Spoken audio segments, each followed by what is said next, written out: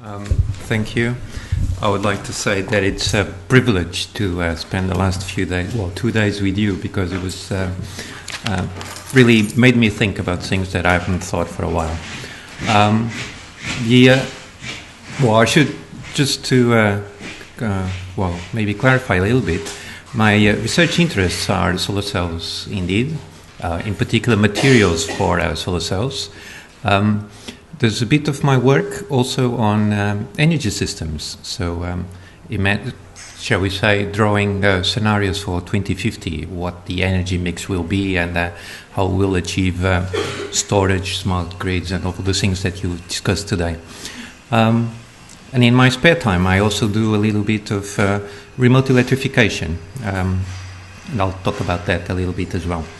The other thing that I like to say is that the questions that I talked about with Anna 3 or 4 years ago is actually don't worry me anymore. So I'll bring new questions. And I was a bit maybe afraid that the questions would be just a way showing that I don't know anything about this. But I just learned in the past 2 days that you always start your presentations with a question, so might as well. So I'll start with the title is I would say very neoliberal title, No Free Lunches, the impact of renewables, and because I promised this title, so I'll start a little bit about environmental impacts of renewables, which is what I was thinking about when I come up with the title, and then I'll talk about questions on social, economic, political questions about renewables today and in the future. And I'll start with this very naive picture, is the way I still look at renewables, and most of people do, is on the left-hand side we have the old, we have the dirty, limited resources, fossil electric energy system that we have today that bring us climate change, pollution and wars and everything else. And we have the nice picture of colorful energy, which is clean, plenty, and well spread across the planet. Of course, we all know that energy landscape is not as simple as that. It's not black and white or black and color. And just a small example, which is not relevant for my argument, is just as shale gas or fracking gas becomes available, people thought, oh, this is a good thing because it means that it's going to be a cleaner short-term future with natural gas replacing coal. And actually what happened, at least in Europe, is exactly the opposite, is because shale gas is very cheap in the US, so they export coal at cheaper prices, and so you get utilities in Europe but using more coal than they used to. So it's actually go against all principles of clean energy system. So the first question is how clean are renewable energies? I'll just browse quickly about most of the things you know about already. For example, the biggest renewable technology available today is hydropower, and impacts can be very large. You can have change of the ecosystem, you can have to move people around, of course it changes the landscape, you might have to cut a few trees. If you don't cut the trees and you just flood them, then they'll emit methane, which is a CO2 equivalent, well actually 20 times CO2 equivalent greenhouse gas. You might lose some water because of evaporation. You usually will have sediments above the dam, and usually erosion below, so another change of landscape, and may perhaps economic losses as well, and other things like, for example, if you have a big reservoir, then it might have mosquitoes, and mosquitoes will bring you diseases. There's also other things that you need to worry about. For example, you can have accidents. This is the worst one in the 70s in China, where there was big floods and a sequence of floods, well, a sequence of dams broke or were actually destroyed to prevent worst effects, and some people died, something between 25,000 official number and a quarter of a million in the old China. Geothermal energy, becoming more popular these days, at least in the papers. It's very much like shale gas exploration.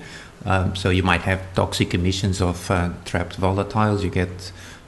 You might get underground water contamination, and probably micro earthquakes as well, or maybe not micro, if you're worried about this. Tidal energy, another very sexy solution, very much like hydropower, but it's usually in very sensitive locations because of bird migrations. They like to go to where the salt water meets the rivers. You probably will get silt above the barrage and erosion below. You get changes in salinity levels, so change the ecosystem. Also, probably you have variation of the water levels, so it might have some impact on the migratory birds, and usually you get some algae blooms as well. Biomass, most controversial one. This is actually focusing on biofuels, but the discussion is more or less true for all of them. It usually includes intensive farming, so we'll be using a lot of water, probably some loss in biodiversity, probably use a lot of pesticides and fertilizers, so you're going to disrupt waterways and things like that. Usually connected with habitat loss. You might have net emissions because although the plants they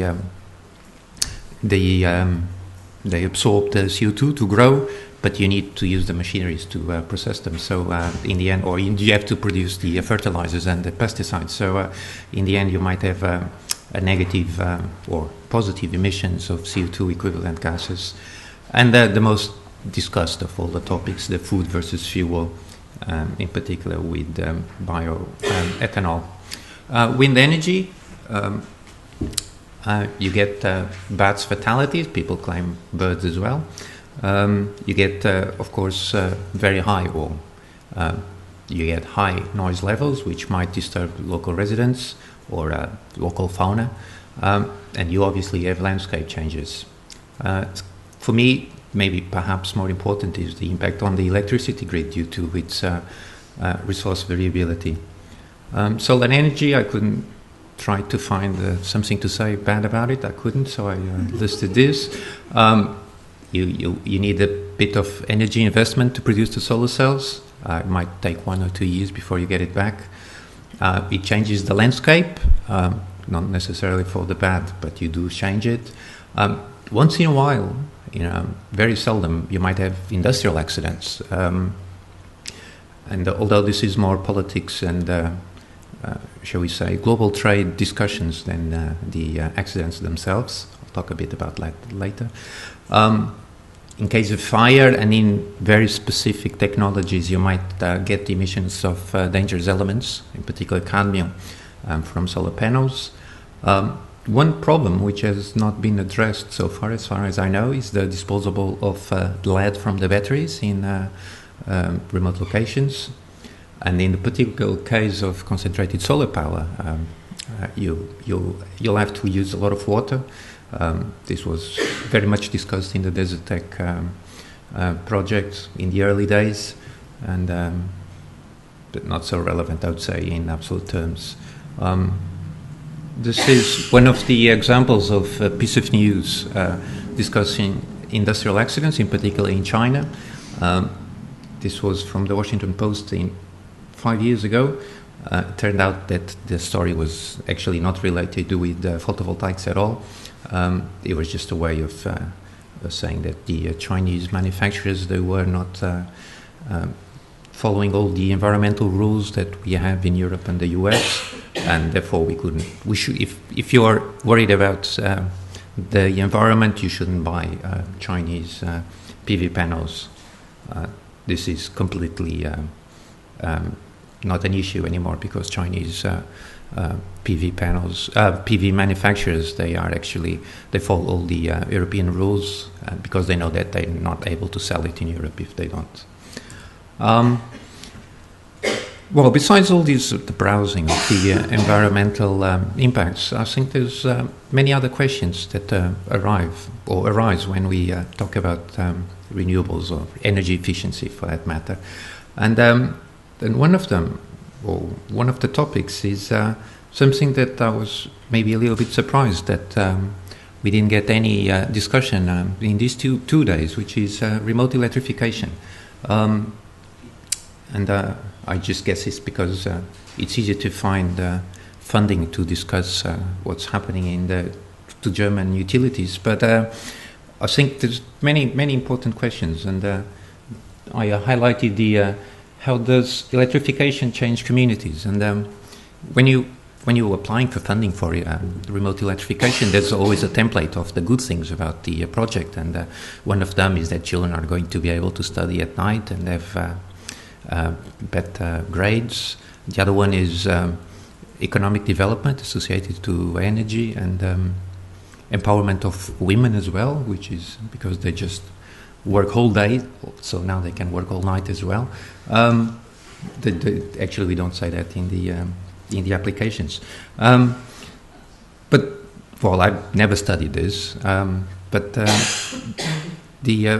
from what I've noticed is that it's actually nothing of these things happen. Is the very first application of solar energy in particular, but I would say any type of electricity in remote locations, is that people have mobile phones, and they have to go very far away to charge them, and they have to pay a lot of money in relative terms for charging their phone. And so if they have a small solar panel, of course, they'll first use is going to be charging the phones, and second use is going to be is not buying a sewing machine or a lamp for the children to study, is going to buy a television, because that's what people would like to. And so I'd say that it's really interesting topic to learn more about. And there was another story that I read about. There was today we're just discussing these smart grids, and people learning or having to learn how the electricity grid works, so that we can use electricity at the better times for the grid. And I was just thinking that there was this small PV plant in Sri Lanka, and the project was not very well done. And so after a couple of years, the batteries died. And when people went there to see what's going on after 5 years, and so the first use of the power was obviously for TV. It was just enough for communal TV, so people could watch evening shows. And because there were no batteries, people just start using the TV at lunchtime. So actually changed completely their behavior, as in work behavior, is that they would go to work in the farm during the day, in the morning, and then they would come watch TV, and then when the batteries ran out, they would go back to the fields to work. And so I think there is major influence of electrification in remote locations, and also probably it's very, I was not going to say simple to study, but the electricity side is much simpler than European electricity grid, so it's much easier to understand the connection between people and the electricity, and so I think this will be a really interesting topic. Something that I heard many talks about in the last 2 days is about energy management and demand response, and the big question is how behavior is going to change. And it was a really interesting conflict that I noticed today, is that in the morning we heard about these smart buildings where there was only half of the building was refurbished, and 99% of the people prefer to be on the old side of the building because they can control the windows, and they don't like the machines to take over. And in the afternoon we just heard that people don't really care about smart meters and smart appliances, and so from the engineering point of view, we obviously think that the solution is very simple. You just go to the internet and check what's the price of electricity in the next 15 minutes, and you tell, or the grid tells the fridge when to switch on and off.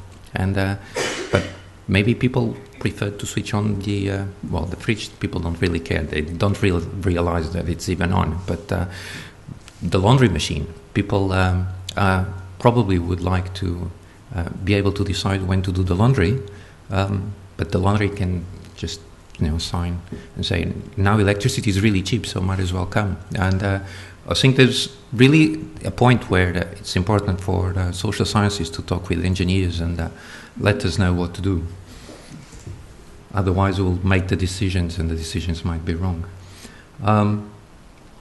Very similar topic is smart meters and smart appliances. That they obviously good for the grid. It might save some money to the end users, but they cost a lot. So I got one, and it didn't cost me anything because there was this project and they gave it for free. But if I went to the market, it would cost me 200 euros.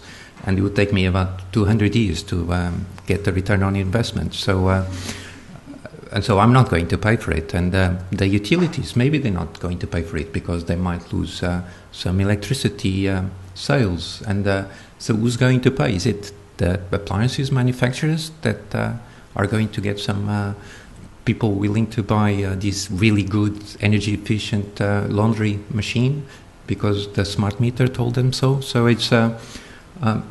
I think important questions to be addressed, and in the very very large or very far away future, I believe that large-scale storage will be in the electric vehicles, and it will be in the battery.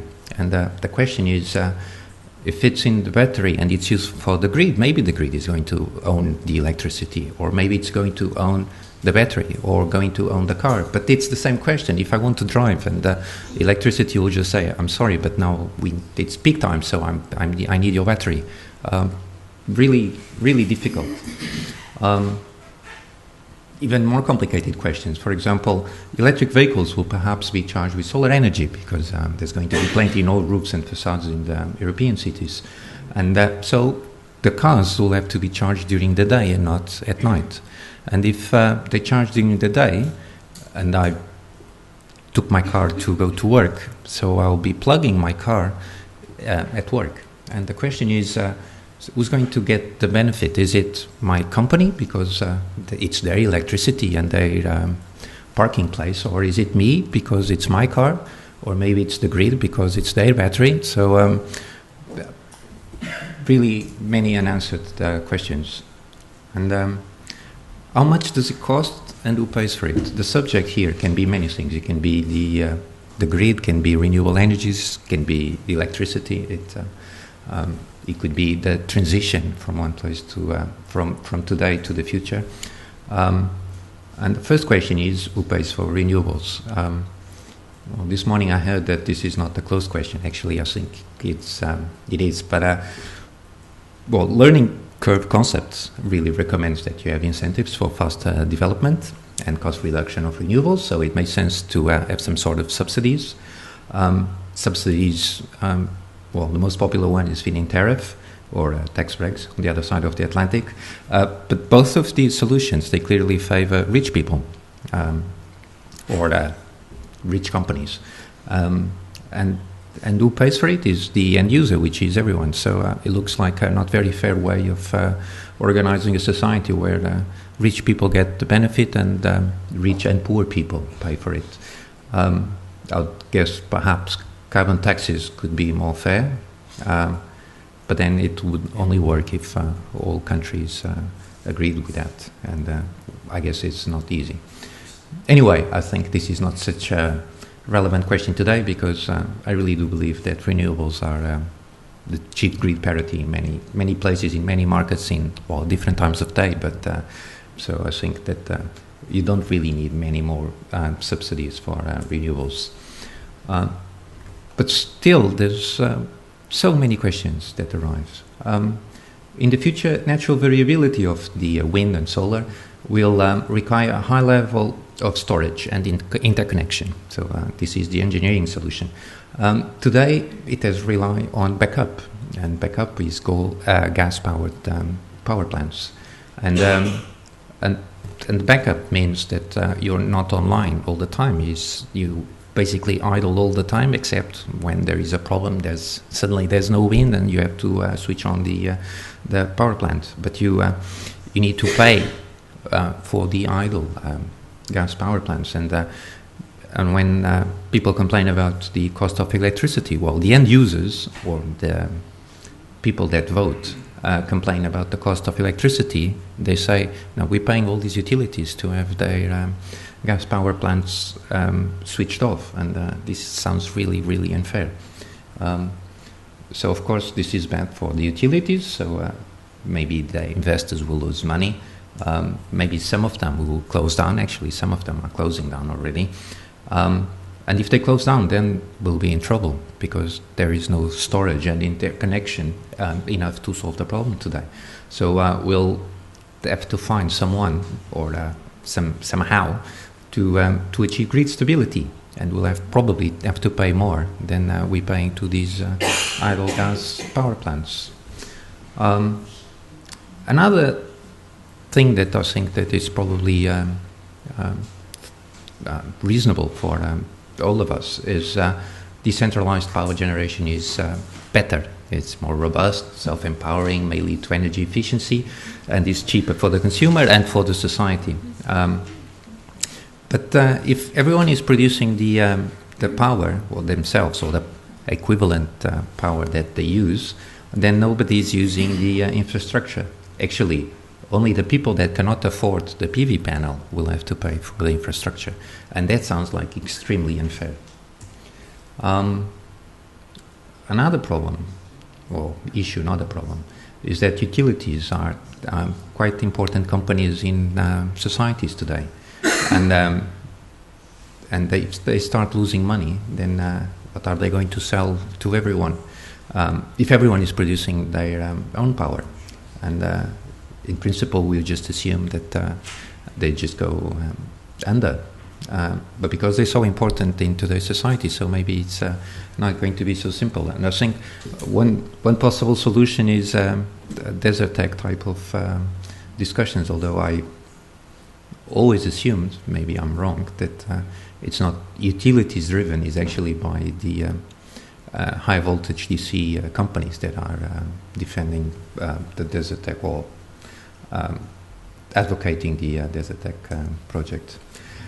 Well, to finish up, I'll just say that we are living the shift to a new world, and there's many unknowns. We don't know how it's going to end, and this is actually exciting. It's exciting for the engineers that are building it, and for all the political and social and economical scientists that have to think about what might go wrong and what could go right, and trying to understand what's going on. Thank you.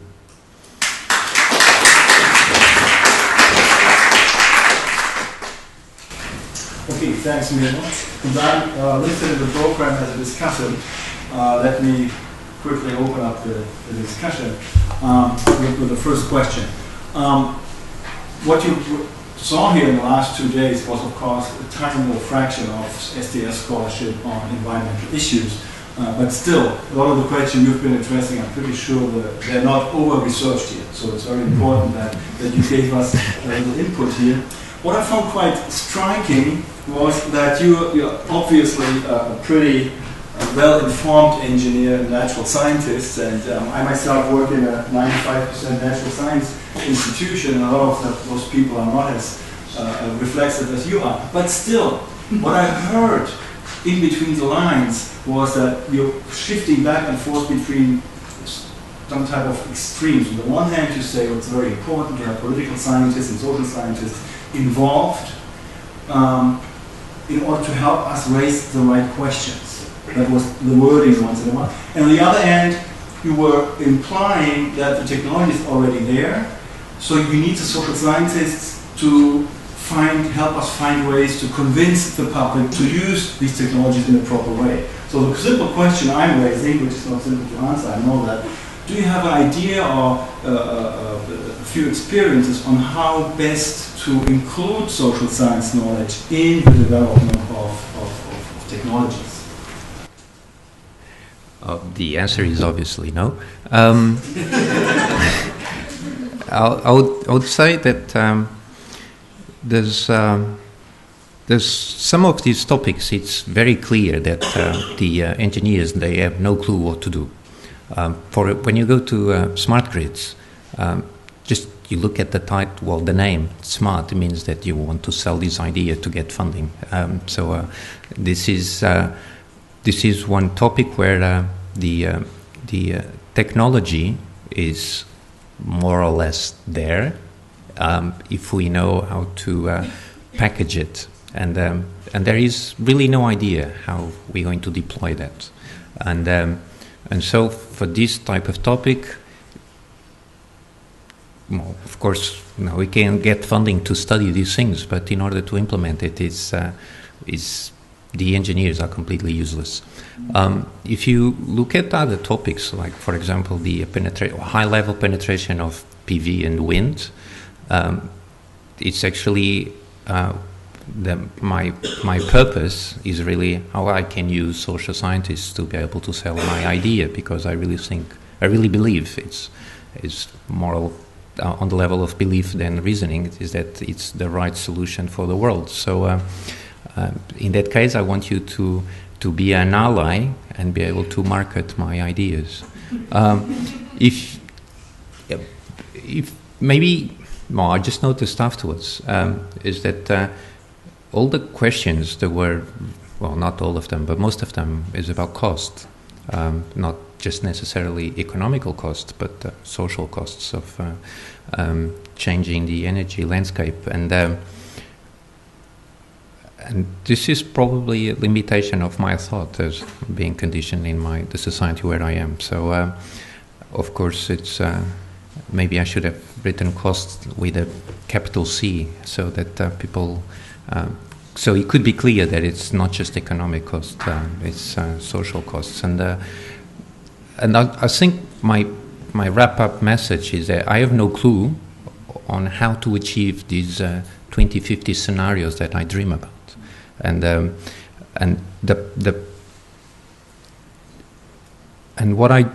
These scenarios is always an energy mix of wind and solar and geothermal and biomass and all of these things together, and then when you end up and you get the load diagram and you get the production diagram and they don't mix, and you say, oh, you need to shift from one side to the other, and for us it's really easy. We call it demand response, and it's done. As long as the integral is the same, it's done.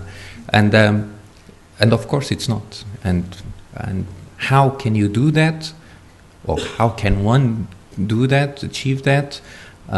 It's something that I cannot answer, and I'm just curious about how to achieve that. And I think that social sciences could help me as a concerned citizen, not as an engineer, to answer those questions. Well, that's great, because you're already one step further than most, because you already know what you don't have a clue about. That's quite that's a good starting point. So in this sense, maybe there's more questions about having a clue or not, and the cooperation between national social sciences and the audience. Okay. Anna? Thank you, Miguel. That was really great, and I admire your courage to put yourself out there and risk the sort of typical scientist bashing. So social scientists came from, I can't believe you said that, I can't believe you said that. There's a whole literature around this. And the truth is that you can do what we can, and what we do, but we can't do what you do. But you were saying in our conversation with Matthias made me think about my own project as a microcosm of this interdisciplinarity mess. And I think we often enter into these mixtures of natural and social scientists, and often also involving publics, with very clear expectations of what we're going to get from the other side. So we assume, we, speaking for social scientists, assume that the natural scientists are the experts and they have the answers. The natural scientists assume that as social scientists we're the experts and we have the answers. Mm-hmm. And we also assume that the public know what they want and they know what they want, where they want to get them. And this is exactly the position that one project started from. And of course it turns out that once you put the scientists, the social scientists and the public in the room, something completely different happens. Nobody's an expert. And all of a sudden you have to create something together and it's a completely new type of knowledge. The problem with that knowledge is that it's very local and it's very localized and context specific. And I think it also links to your presentation, Matthias, from the other day, in which you talked about this experiment society. And I think that the more I think about it in the context of interdisciplinarity and of this limit to expertise on all sides, the more it seems that this experimental society where we're heading for, whether we want it or not. Whether we want it or not, it's going to be, as the Jewish curse says, maybe we live in interesting times. Mm-hmm.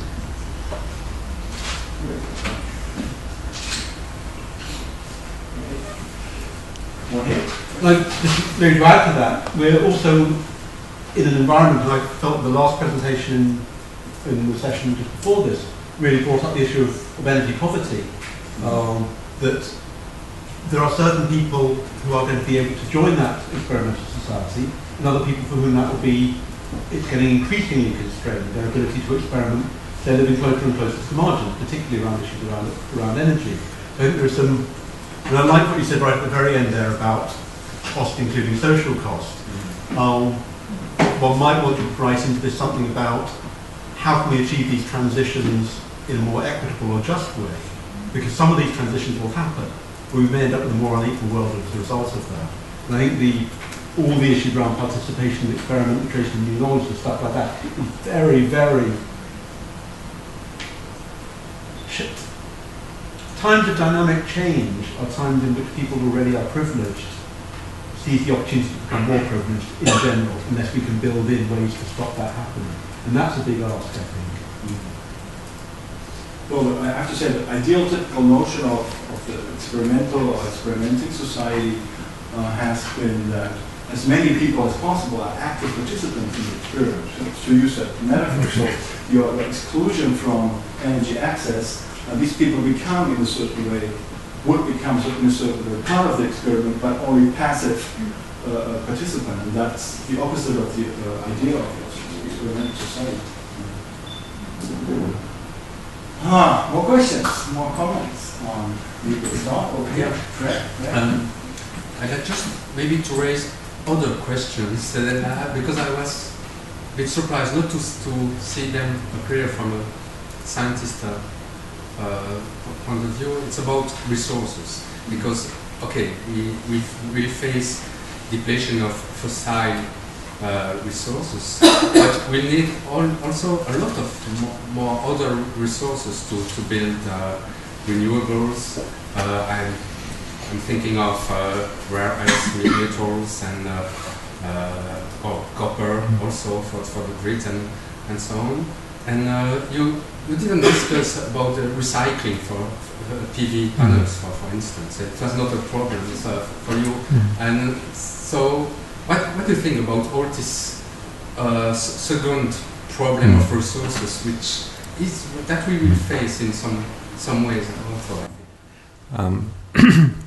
There's actually two issues on that. Recycling is never a problem for PV people.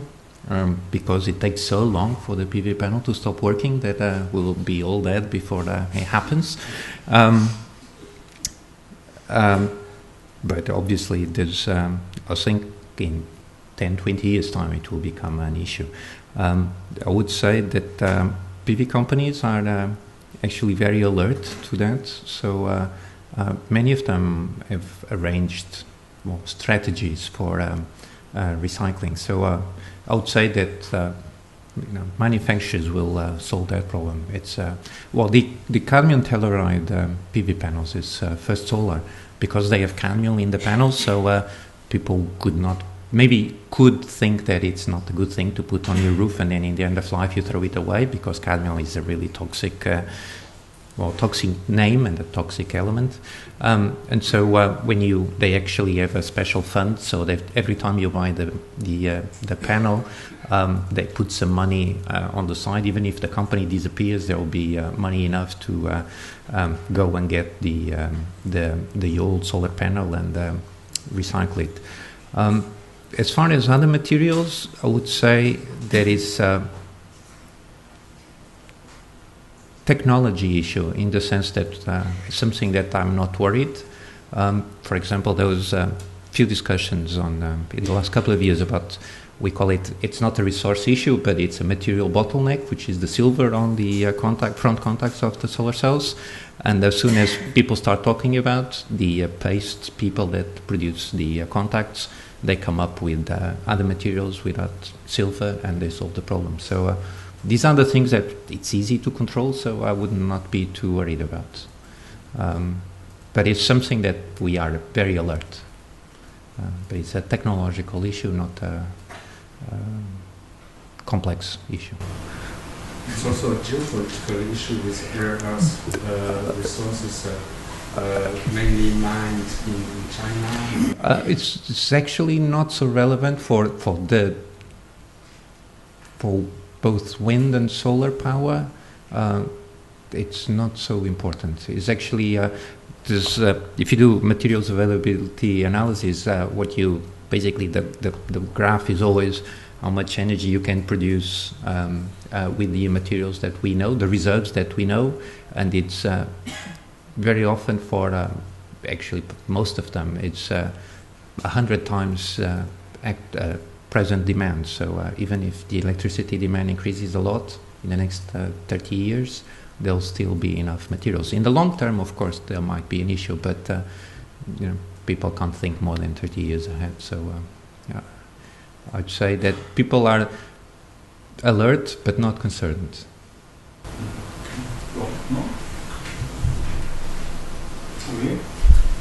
You mentioned previously this kind of separation of yourself to an engineer and to a concerned citizen. Can you imagine to unite these identities? I'll just say that I did the minute I decided to work on this my professional choice was driven by my beliefs. So the separation I did is because I cannot be very objective about the solar power, because it's so good that I can't see the bad things. But I realized it's a limitation.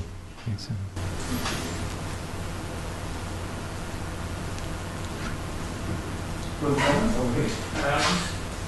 to the question of who will pay, it's a very interesting one. One area I think that you raised, it's interesting for me, who will pay for the smart grid home. Because it seems to me that what they've got public that aren't engaged in this at the moment. It's going to be difficult sensitivity to them that they can pay for tens of billions of pounds it's costing for nations to smart grid, and then it seems to me that the solution that's offered currently is to commercialise this. So it seems to me the smart grid is going to become a platform for selling the products, at which point the sustainability environmental argument is actually out the window. I mean, you get your house will have to be replaced with the same items that were sensors embedded in. That's where the Internet of Things overlaps with the smart grid, I guess. So I guess there's a wide lesson there about when we try and bring these technologies out, it's so dependent on the environment in which we're doing it, that in the world we're in now, we probably end up creating more demand rather than, even if we're doing it originally for environmental purposes. I think Devon's paradox is 200 years old, and I already talked about it. But my worry is actually about exclusion, is because the day I got the smart meter, I realized that I need to change the laundry machine, but I can afford one. And so it's okay if my smart meter has a small display and tells me where I should go and buy one. That's how I imagined it would work. but it's because I can afford one. If I can't, it's really annoying to say, you're wasting too much power. You could save 20 euros per month if you had 300 euros to go and buy the laundry machine that you can't afford. And that would not be nice. And so I think I really don't know how to answer how to do it, and without exclusion. With exclusion is very easy. The rich people, they get smart, and the other ones get dumb.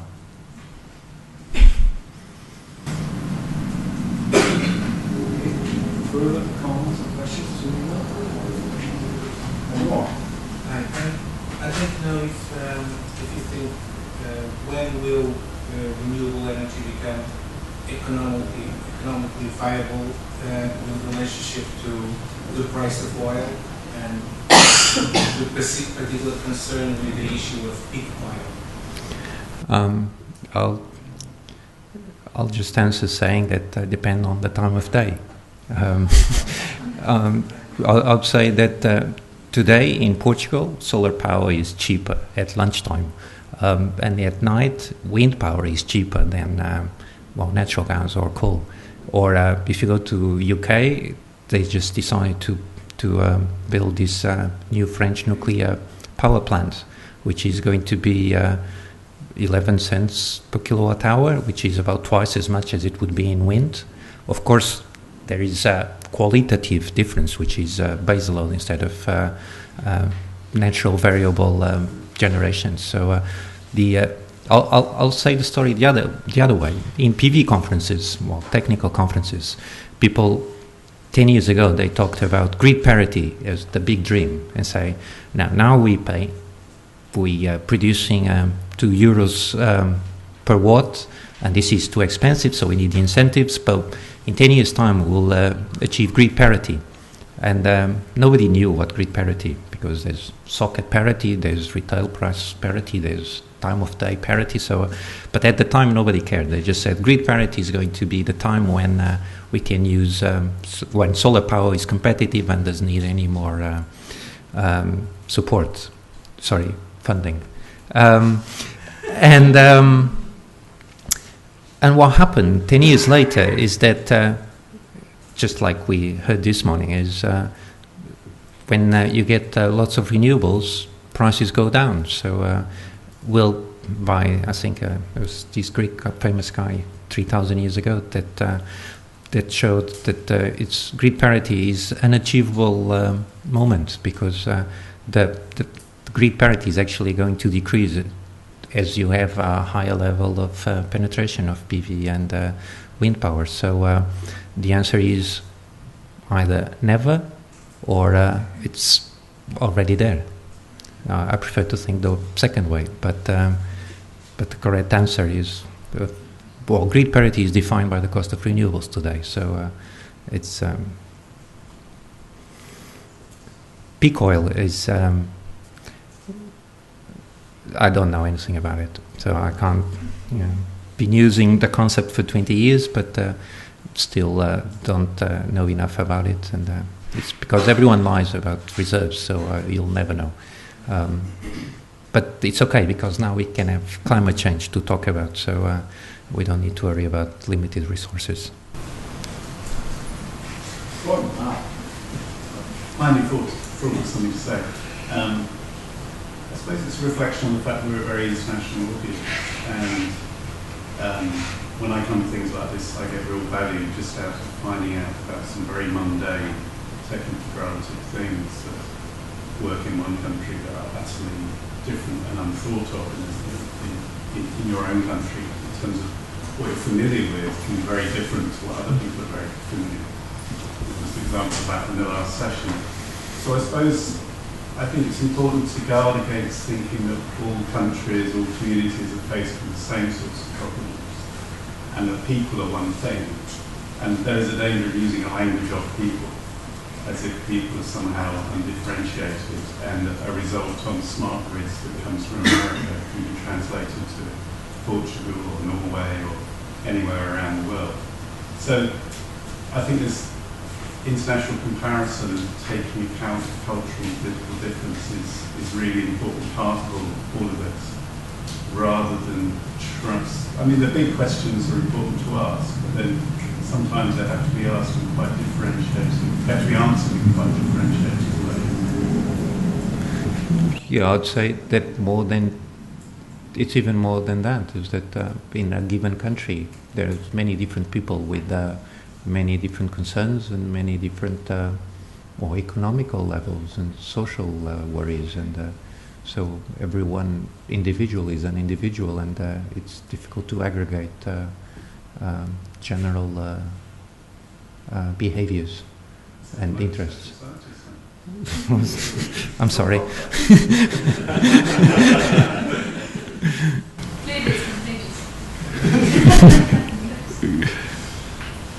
Okay, if there aren't any further comments or questions, thanks again, Miguel. Oh, thank you. So before I hand over to Anna back again, let me make a quick announcement. At the outset of the meeting here, Lisa and also Anna mentioned that we've met here with our Energy and Society group as part of the research network number 12 of the European Sociological Association 1.5 years ago. And we're planning to have another conference in Krakow this time, next June 2014. And Poland is, of course, I don't know if many people are aware of it, but very special in terms of its energy policy and also the public acceptance and public perception of renewable energy. So a lot of the questions you've been raising here for Poland, just to pick out as one example, may have to be raised very differently. Maybe, I don't know. So that this shows again how social science knowledge and the site specificity is a very important issue. So we picked Poland because we think it's a very interesting country when it comes to energy issues. So you're going to be the first one now who are ever going to see the call for papers. It's not finalized. There are a few typos and issues that have to be changed, but I thought, we felt that you should be the first ones to get the call for papers. It's in Krakow, June 4th to 6th, next summer, next June, and I invite you to send us your abstracts and papers and interesting ideas. And maybe you also want to join. No, maybe. So this is it from my side, and I hand over to Anna. Okay. Thanks.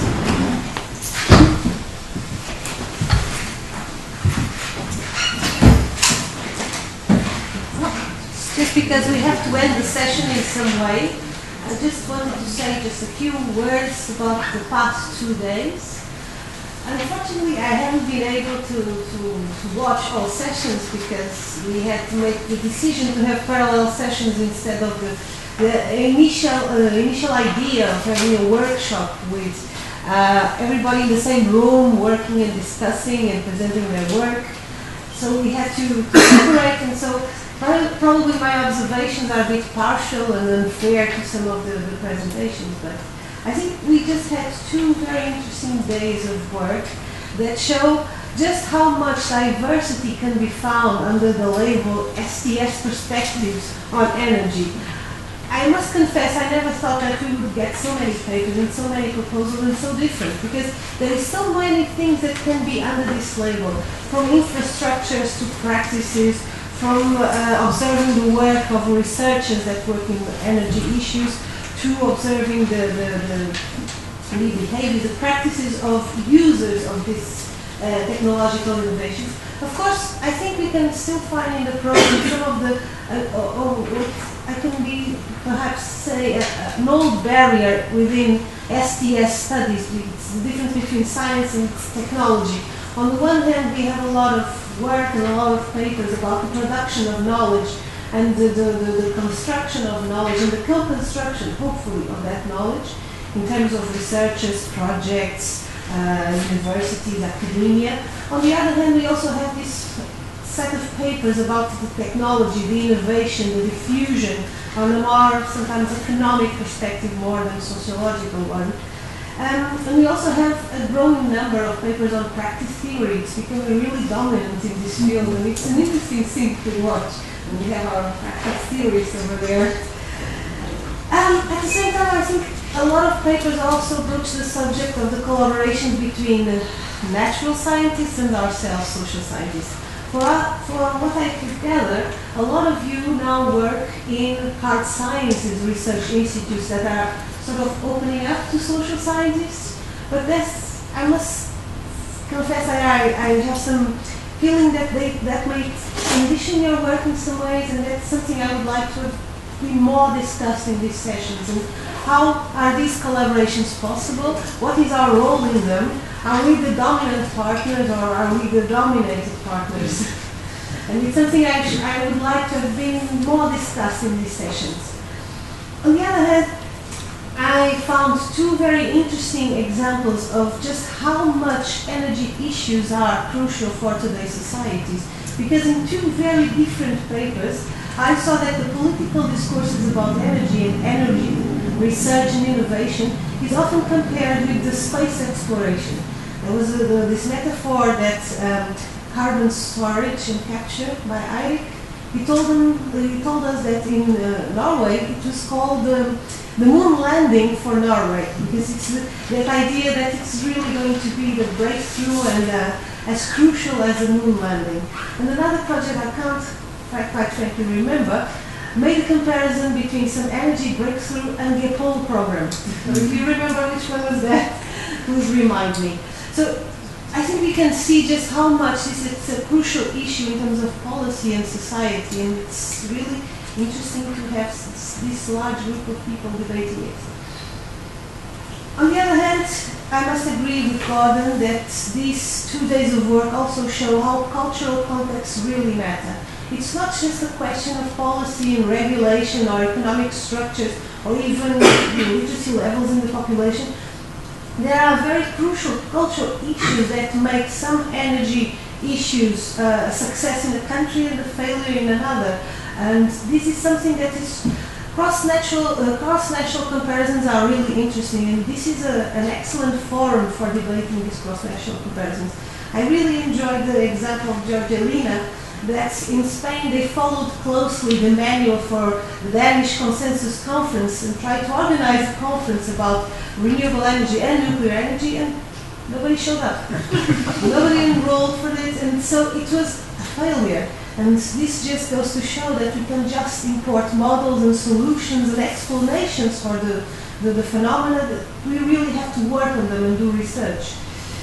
And finally, the question of the public that arises once again. I also found interesting that there were several papers like Matt's and Anna's work on trying to engage the public in discussions about energy technologies. It's something that a lot of us try to do and think it's important, but the question is, does the public think that is important? And are we trying to force them something that they don't really believe, like discussing smart meters? What if people want the choice of when to turn on the washing machine? What if people want the choice of when to charge a car or what type of car to buy, even if it's more polluting? So it's something that us social scientists must be aware of, that the public matters, but the public is quite different and sometimes behaves quite unexpectedly. And there is not just one public, there are several ones, and for us sociologists is always a mantra that social variables explain a lot of things, and not all people in one country are the same, so our amateur sociologists also pointed that out. Finally, in terms of outcomes of this conference, Tiago was most keen that I would reach his subject, but he's not paying attention, so. First, of course, we would like this to have some sort of consequence in terms of publications. We had a lot of interesting sessions, a lot of papers that match each other very well, so I hope there are going to be edited volumes or a special issue in a journal gathering some of the papers in this conference. I would like to ask you if you allow us to upload your PowerPoint presentations to the website. So because there was these parallel sessions, a lot of people came to me and said, I'm very sorry, but I couldn't attend the other one, I'm going to do something about it. So if you please, if you send us our PowerPoint presentations, I will upload them to the website. And finally, we have tape recorded all the sessions, and it is our intention to upload them online to YouTube or Vimeo or we have not said it yet. And it's something that East really was keen on in order to have this conference reach other participants that weren't physically present here. So in the near future, you will receive an email saying that the presentations are uploaded. And finally, I do hope that this has also been an opportunity to forge new networks. As Matthias was saying, there's another conference next year, and a lot of people have met in this conference for the first time, I think, and many already knew each other. And I do hope that this can be a stepping stone for forging new networks, especially now that the Horizon 2020 program is opening. I hope that you have been able to find partners for the new calls, and I think there's a really important role that social scientists can play, even in the energy calls. So I hope this ends well for us all. Thank you for coming.